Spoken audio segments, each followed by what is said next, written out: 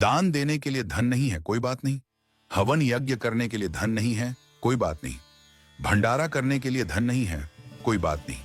किसी भूखे को खाना खिलाने के लिए धन नहीं है, कोई बात नहीं। लेकिन जो मैं आपको बता रहा हूं, यदि आपने यह कर लिया तो ईश्वर आपसे प्रसन्न हो जाएंगे।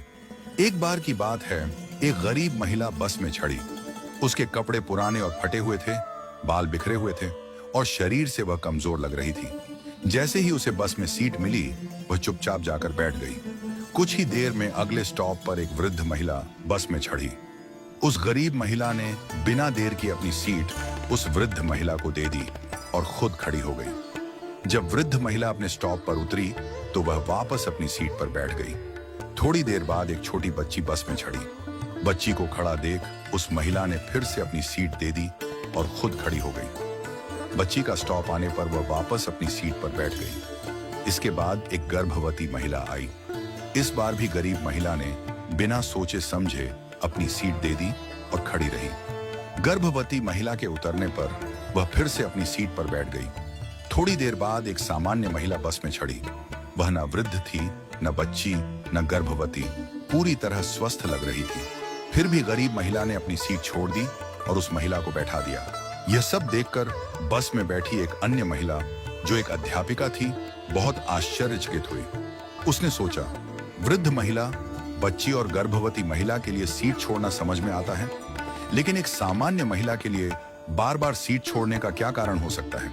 जब बस अपने आखिरी स्टॉप पर पहुंची तो अध्यापिका ने गरीब महिला से पूछा, बहन, मैंने देखा कि आप बार बार अपनी सीट दूसरों को दे देती हैं। आपका भी उतना ही हक है सीट पर बैठने का, फिर आप क्यों खड़ी हो जाती हैं? गरीब महिला मुस्कुराई और बोली, मैडम, मैं दूसरों के घरों में बर्तन साफ करती हूँ, खाना बनाती हूँ, झाड़ू पोछा करती हूँ। मेरे पास अधिक धन नहीं है कि मैं किसी को दान दे सकूं, भंडारा कर सकूं, हवन यज्ञ कर सकूं या किसी भूखे को भोजन करवा सकूं। लेकिन मेरे पास मेरे कर्म हैं और मैं अपने कर्मों से दान करने की कोशिश करती हूँ। उसने आगे कहा, मेरे अच्छे कर्म ही मेरे ईश्वर के खाते में बैंक बैलेंस बढ़ा रहे हैं। इन्हीं कर्मों के कारण मेरा परिवार सुखी है। मेरे बच्चे पढ़ाई करते हैं, मेरा पति मेहनती और समझदार है। हमारे पास बहुत अधिक नहीं है, पर जो है उसमें हम खुश हैं।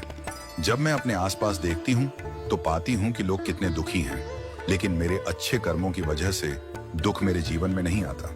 उस महिला की बातों से अध्यापिका की आंखों में आंसू आ गए। उसने कहा, मैं स्कूल में बच्चों को शिक्षा देती हूँ, पर आज असली शिक्षा तो तुमने मुझे दी है। आज से तुम मेरी शिक्षिका हो। तुम्हारा बहुत बहुत धन्यवाद। इस कहानी से हमें यह सीख मिलती है कि सेवा के लिए धन की आवश्यकता नहीं होती। हम अपने छोटे छोटे कर्मों से भी दूसरों की मदद कर सकते हैं। किसी बुजुर्ग को सड़क पार करवा देना, किसी जरूरतमंद की सहायता कर देना, किसी को प्रेम से मुस्कुरा देना, ये सब कर्मदान है। जब हम दूसरों के जीवन में खुशी लाते हैं तो वह खुशी हमारे जीवन में भी लौट कर आती है। हमारे दादाजी कहते थे, अपने अच्छे वक्त में बुरे वक्त की तैयारी करो और बुरे वक्त में अच्छे वक्त की। जब अच्छा समय हो तो लोगों की इतनी मदद करो कि बुरा समय कभी आए ही ना।